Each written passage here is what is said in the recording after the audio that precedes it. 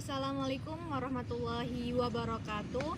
Kami dari kelompok 5 yang beranggotakan 3 orang atas nama Dini Nur Hafifah, Muhammad Khairul Wafa, dan Wulan Sari ingin mempresentasikan hasil kerja kelompok kami dari buku Sapiens karya Bapak Yuval Noah Harari pada bab penemuan ketidaktahuan dan perkawinan sains dan imperium. Contoh yang menggambarkan penemuan ketidaktahuan ada 4. Yang pertama yaitu kejadian petani Spanyol yang tertidur pada tahun 1000 Masehi dan terbangun 500 tahun kemudian. Yang kedua yaitu kejadian pertumbuhan fenomenal yang terduga dan tak ada persennya berkenaan dengan kekuatan manusia. Yang ketiga yaitu kejadian menjelang abad ke-16 tentang pelayaran keliling dunia. Ignoramus bahwasannya manusia sudah berusaha memahami alam semesta sekurang-kurangnya sejak revolusi kognitif. Para leluhur kita mengerahkan waktu dan usaha cukup besar dalam rangka menemukan aturan-aturan yang mengatur alam.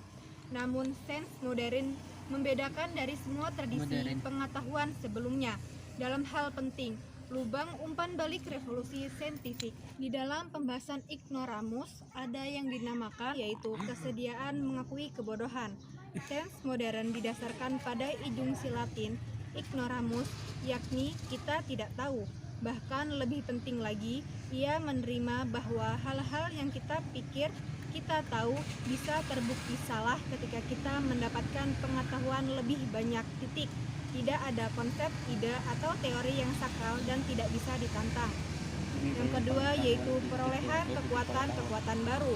Perolehan kekuatan-kekuatan baru, sains modern yang tidak puas dengan menciptakan teori-teori, ia menggunakan teori-teori ini dalam rangka memperoleh kekuatan-kekuatan baru untuk mengembangkan teknologi-teknologi.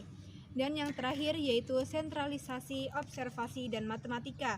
Dengan mengakui ketidaktahuan, sains modern bertujuan mendapatkan pengetahuan baru. Ia melakukannya dengan mengumpulkan observasi-observasi dan kemudian menggunakan sarana-sarana matematis untuk menghubungkan observasi-observasi ini menjadi teori-teori yang komprehensif. Lalu ada pembahasan dogma saintifik. Sains modern memang tidak punya dogma, namun ia punya satu kesamaan, metode riset inti, yang semuanya didasarkan pada pengumpulan observasi-observasi empiris, yakni hal-hal yang bisa kita observasi dengan setidaknya salah satu dari indera-indera kita, dan menyatukannya dengan bantuan sarana-sarana matematis. Kebesaran teori Newton adalah kemampuannya menjelaskan dan meramalkan gerakan-gerakan semua tubuh dalam alam semesta. Dari jatuhnya apel sampai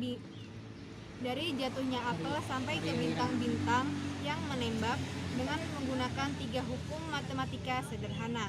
Dalam pembahasan pengetahuan adalah kekuatan. Sebagian besar orang mengalami kesulitan menelan sains modern karena bahasa matematikanya yang sulit untuk diserap pikiran kita, dan temuan-temuannya sering bertentangan dengan pengertian umum.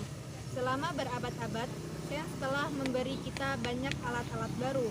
Sebagian adalah alat mental seperti yang digunakan untuk memprediksi tingkat kematian dan pertumbuhan ekonomi. Yang lebih penting lagi adalah alat-alat teknologi koneksi yang menyatukan sains dan teknologi. Begitu kuat sehingga kini orang cenderung mencampur adukannya. Kita cenderung berpikir bahwa tidak mungkin mengembangkan teknologi-teknologi baru tanpa riset saintifik, dan nilai riset menjadi kecil jika tidak baru menghasilkan teknologi-teknologi baru. Pembahasan cita-cita kemajuan. Sampai dengan revolusi saintifik, sebagian besar kultur manusia tidak mempercayai kemajuan. Mereka berpikir masa kejayaan adalah masa lalu, dan masa dunia ini stagnan kalau bukan memburuk. Kepatuhan yang ketat pada kearifan tiap-tiap masa mungkin bisa membawa kembali kejayaan masa lalu, dan kehebatan manusia mungkin bisa memperbaiki secara masuk akal keadaan dalam kehidupan sehari-hari. Namun diyakini bahwa tidak mungkin pengetahuan manusia bisa mengatasi problem-problem fundamental dunia. Kalau bukan Muhammad, Yesus, Buddha, dan Konfusius, saja yang tahu segala hal yang harus diketahui, tidak mampu menghapus kelaparan, penyakit, kemelaratan, dan perang dunia. Bagaimana kita bisa berharap bisa melakukannya? Baik, pembahasan selanjutnya yaitu proyek Gilgamesh. Dari seluruh problem manusia yang seakan-akan tak bisa diatasi, ada satu yang tetap paling musik, paling menarik, dan paling penting. Problem kematian itu sendiri. Sebelum era modern akhir, sebagian besar agama dan ideologi menerima begitu saja bahwa kematian adalah nasib kita yang tak terelakkan. Lebih dari itu, sebagian besar agama menjadikan kematian sebagai sumber utama pemaknaan kehidupan. Coba bayangkan, Islam, Kristen, atau agama kuno Mesir dalam sebuah kata tanpa kematian.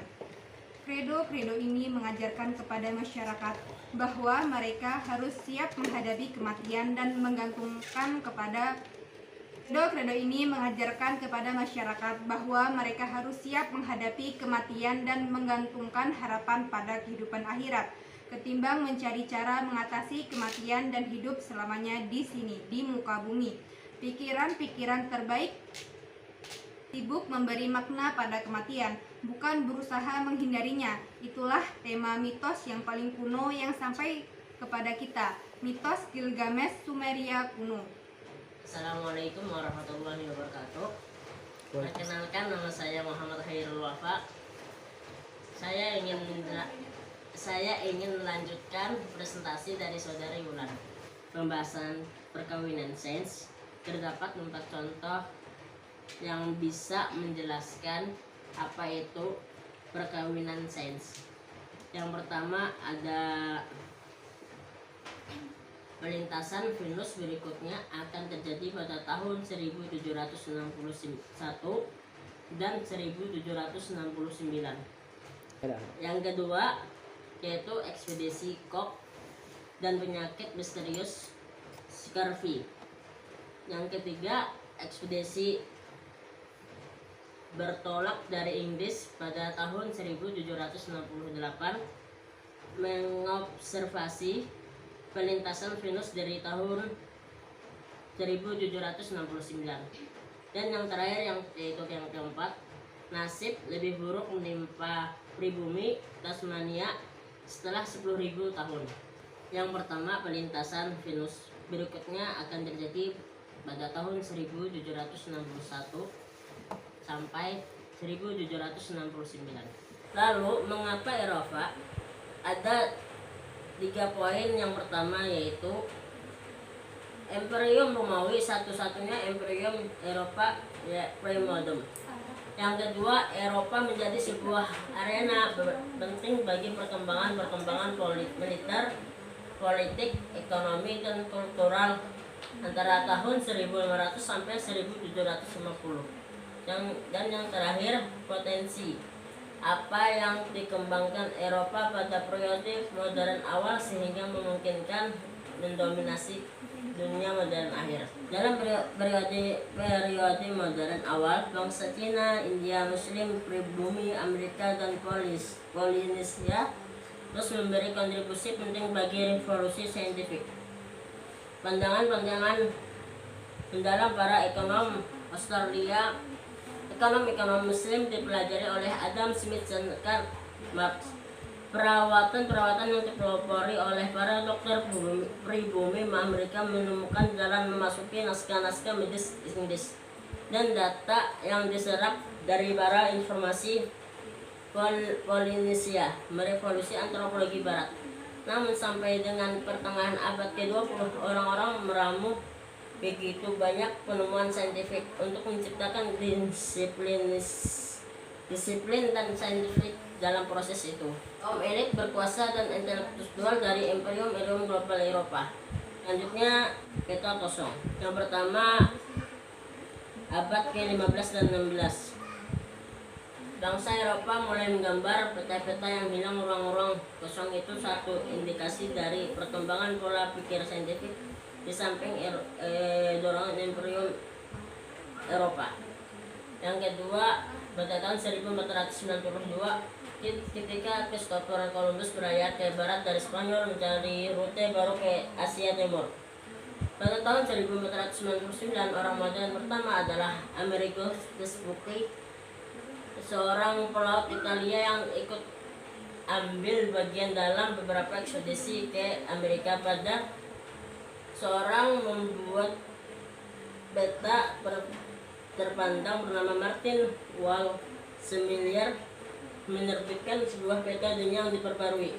Yang pertama untuk menunjukkan 4 armada Eropa yang berlayar ke barat mendarat sebagai sebuah kontinen terbesar. Laba-laba langka dan aksara-aksara yang dilupakan. Penemuan-penemuan dalam ekspedisi. Pada tahun 1830-an, seorang perwira Inggris bernama Henry Rawlinson dikirim ke Persia untuk membantu Shah melakukan pelatihan angkatan perangnya dengan wilayah Eropa.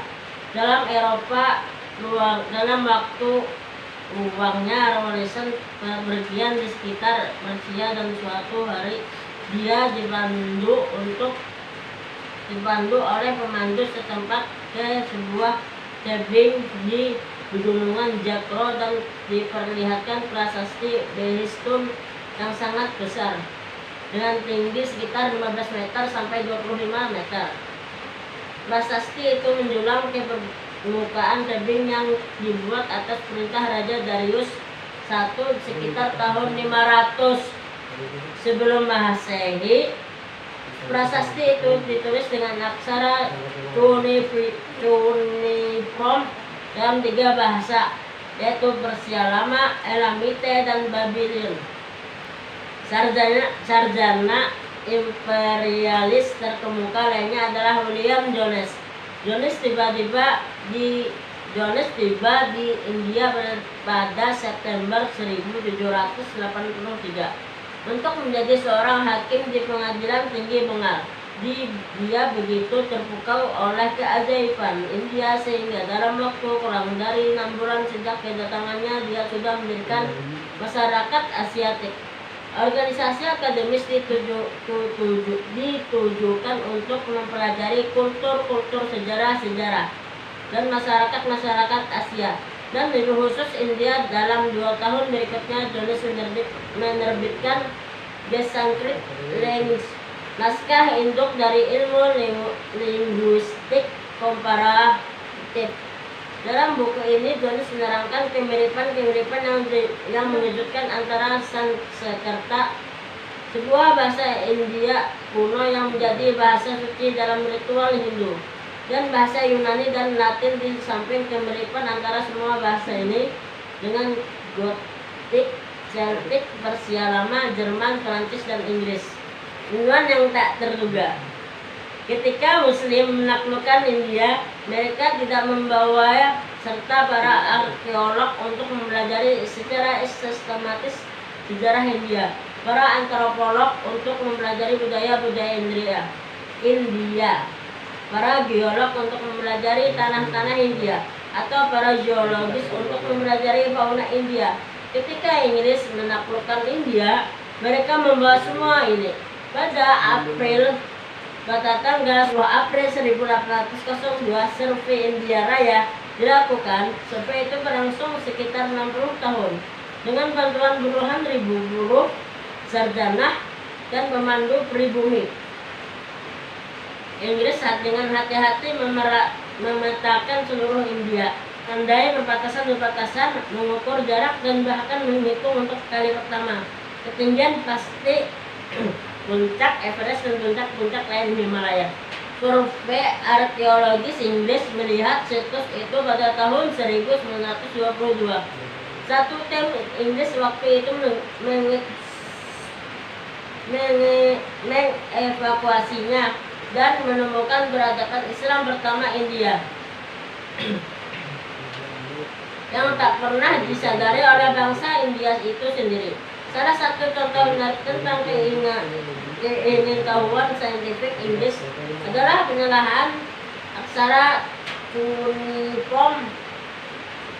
Ini adalah aksara utama yang digunakan di Timur Tengah selama hampir 3000 tahun. Tetapi orang terakhir yang bisa membacanya meninggal sekitar awal milenium ke-1 Masehi. Sekian dari kelompok 5 Assalamualaikum warahmatullahi wabarakatuh.